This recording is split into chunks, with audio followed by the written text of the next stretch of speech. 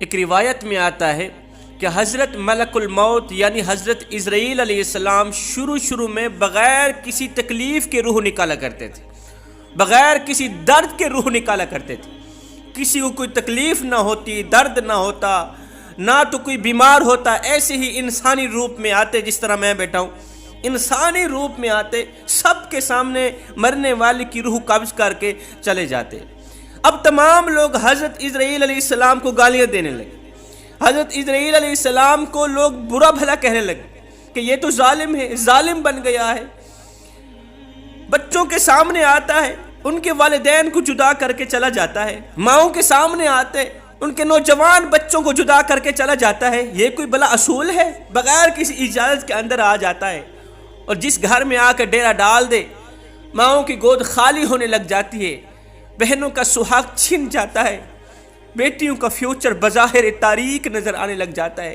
یہ بھلا کوئی اصول ہے؟ یہ تو ظالم بن گیا ہے۔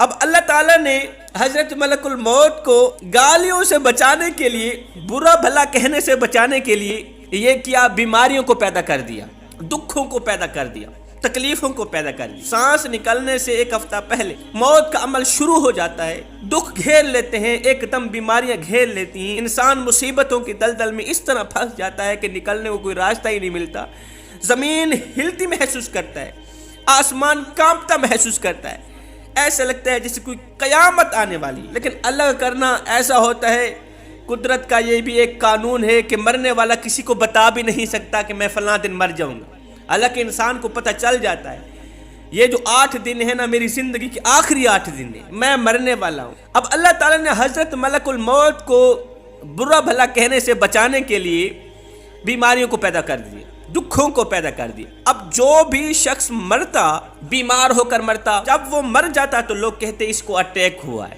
اسے ملک الموت نے نہیں مارا، اس کو اٹیک ہوا ہے، یہ اٹیک سے مرا ہے، اس کو دل کا دورہ پڑا ہے، اس کا معدہ خراب تھا، اس کے گردے فیل ہو گئے، اس کو یہ ہو گیا، بخار تیز ہو گیا، بلڈ زیادہ ہائی ہو گیا، دماغ کی رگیں پھٹ گئیں، یہ ہوا وہ ہوا۔ لوگوں نے موت کو بیماریوں کی طرف منسوب کر دیا، اس کو بیماریوں نے مارا ہے، ملک الموت نے نہیں مارا۔ حضرت سیدنا ابو ہریرہ رضی اللہ تعالیٰ عنہ فرماتے ہیں کہ ایک دن اللہ کے رسول جناب حضرت محمد مصطفیٰ صلی اللہ علیہ وسلم نے فرمایا صحابہ، میں تمہیں حضرت موسیٰ علیہ السلام کی جب روح نکل رہی تھی نا، وہ واقعہ سناتا ہوں۔ حضرت موسیٰ علیہ السلام کے پاس ملک الموت یعنی حضرت عزرائیل علیہ السلام آئے روح نکالنے کے لیے، انسانی روپ میں آئے، سامنے آئے، ہاں تو کون ہے؟ کہا میں ملک الموت۔ کیسے آیا ہے؟ کہا میں روح نکالنے آیا۔ اچھا روح نکالنے آیا ہے؟ تو مجھے مارنے آیا ہے، موت کی گھاٹ سلانے آیا ہے، موت کے منہ میں ڈالنے آیا ہے؟ تیری جرت کیسے ہوئی؟ بغیر کسی اجازت کی تو اندر کیسے آیا؟ حضرت موسیٰ علیہ السلام نے کیا کیا؟ حضرت ملک الموت کو تھپڑ رسید کر دیا، عزرائیل علیہ السلام کو تھپڑ مار دیا۔ نبی کا تھپڑ لگنا ہی تھا، نبی کی چاٹ لگنی ہی تھی کہ حضرت عزرائیل علیہ السلام کی آنکھ نکل آئی، آنکھ کے آنے کو تلی پہ رکھ کے بارگاہ الہی میں حاضر ہوئے، عرض کہ مالک تیرا بندہ تو موت کو پسند ہی نہیں کرتا، تیرے بندے کو موت قبول ہی نہیں ہے، تیرا بندہ تو موت سے ڈرتا ہے، کہتا ہے میں نہیں مرنا چاہتا، اسے تو میں اچھا ہی نہیں لگا، اس نے مجھے برا محسوس کیا، میرے منہ پر تھپڑ رسید کر دیا، میری آنکھ نکال دی۔ اگر وہ آپ کے نزدیک محترم اور مکرم نہ ہوتا تو میں بھی اس کی آنکھ نکال دیتا۔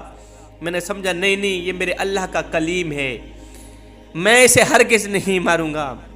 میرے اللہ نے فرمایا عزرائیل جا کے میرے بندے کو کہہ دے، میرے موسیٰ کو کہہ دے، موسیٰ اس طرح کر، بیل کی کھال کے اوپر اپنا ہاتھ رکھ، ہاتھ کے نیچے آنے والے جتنے بھی بال ہوں گے گنتی کر لینا، اگر تجھ سے گنتی ہو سکتے ہیں، جتنے بھی بال ہوں گے ہر ایک بال کی عوض میں تیری 1 سال عمر لمبی کر دوں گا، ہر ایک بال کی عوض تیری 1 سال عمر میں لمبی کر دوں گا۔ اللہ اکبر۔ حضرت سیدنا عزرائیل علیہ السلام واپس آئے، حضرت موسیٰ علیہ السلام کو کہنے لگے کھال کے اوپر ہاتھ رکھو، ہر ایک بال کی عوض اللہ تعالیٰ آپ کی عمر لمبی کرنا چاہتا ہے۔ موسیٰ علیہ السلام نے پوچھا پھر کیا ہوگا، آخر میں کیا ہوگا؟ جب یہ بال، یہ سال ختم ہو جائیں گے، گزر جائیں گے، آخر میں کیا ہوگا، اینڈ کیا ہوگا؟ فرمایا اینڈ تو وہی موت ہی ہے۔ 1000 سال کی زندگی دی، 5100 سال کی زندگی دی، آخر مرنا ہی پڑے گا۔ موسیٰ علیہ السلام نے فرمایا پھر بہتر یہ کہ آج ہی میری روح نکال دے تاکہ میں جا کے اپنے کریم رب کا دیدار کر سکوں۔ حضرت اسرائیل علیہ السلام نے کیا کیا؟ موسیٰ علیہ السلام کو ایک خوشبودار سیب دیا، ہاتھ میں سیب پکڑا، خوشبودار تھا، جنتی سیب تھا۔ تو جنتی سیب جیسے ہی حضرت موسیٰ علیہ السلام سونگھنے لگے، بس سونگھتے ہی سونگھتے حضرت موسیٰ علیہ السلام کی روح نکال دی۔ تب سے جب سے حضرت اسرائیل علیہ السلام کو موسیٰ علیہ السلام کا تھپڑ لگا نا، اسرائیل کی آنکھ باہر نکل آئی، آنکھ پھول ڈالی، تب سے یہ سلسلہ بند ہو گیا، میرے اللہ نے بند کر دیا۔ اب اسرائیل جہاں بھی جاتا ہے، کہیں بھی جاتا ہے، انسانی روپ میں نہیں جاتا، وہ صرف اسی کو نظر آتا ہے جس کی روح نکال رہا ہوتا ہے۔ تو صاحب، یہ زندگی کے لمحے میرے لیے اور آپ کے لیے غنیمت، انہی لمحوں میں کچھ کر لو نا۔ ابھی آنکھیں کھلی ہیں، سانسیں چل رہی ہیں، ابھی وقت ہے توبہ کرنے کا، اللہ کے حضور جھکنے کا۔ حضرت سیدنا عمر فاروق رضی اللہ تعالیٰ عنہ کے دور میں ایک خوبصورت عبادت گزار نوجوان تھا، وہ اتنا بڑا عبادت گزار تھا، اس کی عبادت پر حضرت موسیٰ علیہ السلام کو رشک آتا تھا، رشک کرتے تھے کہ جوانی کے عالم میں اتنی عبادت، دل کا تعلق مالک کی ذات کے ساتھ جڑا ہوا ہے۔ خوبصورت ترین نوجوان تھا، وہ بڑی دور سے حضرت عمر فاروق رضی اللہ تعالیٰ عنہ کے پیچھے نماز پڑھنے کے لیے آتا تھا۔ رات کو عشاء کی نماز پڑھنے کے فوراً بعد وہ گھر چلا جاتا، اس کا باپ بیمار تھا، باپ کی خدمت کے لیے جلد از جلد گھر پہنچنے کی کوشش کرتا۔ راستے میں ایک لڑکی کا گھر تھا، وہ لڑکی اس کے حسن پہ فریفتہ ہو گئی۔ اپنی خواہش پوری کرانے کے لیے روزانہ یہ لڑکی اس خوبصورت نوجوان لڑکے کو چھیڑتی، عبادت گزار لڑکے کو چھیڑتی، اپنی خواہش پوری کرانے کے لیے کہ تو میری خواہش پوری کر۔ وہ بچ جاتا، بھاگ جاتا اپنے گھر میں، اسی راستے سے اس کو گزرنا پڑتا۔ ایک دن شیطان نے، اس لڑکی نے اس نوجوان کو اپنی گرفت میں لے لیا، اتنا مجبور کیا کہ تو میری خواہش پوری کر، خواہش پوری کرانے پہ اتنا مجبور کیا کہ یہ نوجوان حامی بھر بیٹھا، اب گناہ کرنے ہی والا تھا۔ اللہ اکبر، عبادت گزار نوجوان گناہ کرنے ہی والا تھا، قبل اس کے کہ گناہ کر ہی ڈالتا غیب سے آواز آئی، او نوجوان، او میرے بندے، او عبادت گزار بندے، اپنی آنکھیں کھول، دل کی آنکھ کھول، یہ کیا کر رہا ہے؟ شیطان کو راضی کر رہا ہے، ایک پل کی لذت کے پیچھے نہ ختم ہونے والی زندگی کو داغدار کر رہا ہے۔ اوے مرنے کے بعد اپنے رب کو کیا منہ دکھائے گا؟ اللہ کا خوف جسم پر طاری ہوا، ایک دم نوجوان نے چیخ ماری، بے ہوش ہو گیا۔ ادھر سے بوڑھا باپ گھر سے نکلا، ابھی تک میرا بیٹا گھر نہیں پہنچا، راستے میں کچھ ہو تو نہیں گیا۔ اسی راستے سے آیا، کیا دیکھتا ہے کہ نوجوان بیٹا بے ہوش پڑا ہے۔ بیٹے کو پانی پلایا، اٹھایا، بیٹا کیا ہوا؟ نوجوان بیٹے نے پچھلا سارا واقعہ سنایا۔